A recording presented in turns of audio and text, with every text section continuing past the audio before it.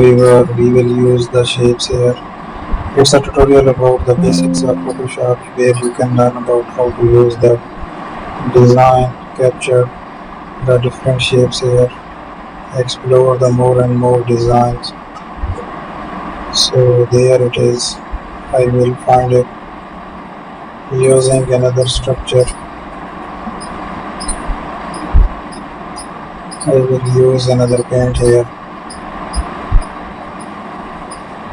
So that's a design again. Use the razor tool here. Let's make the changes. It's a pen tool and pattern stamp there. Thank you for watching our video.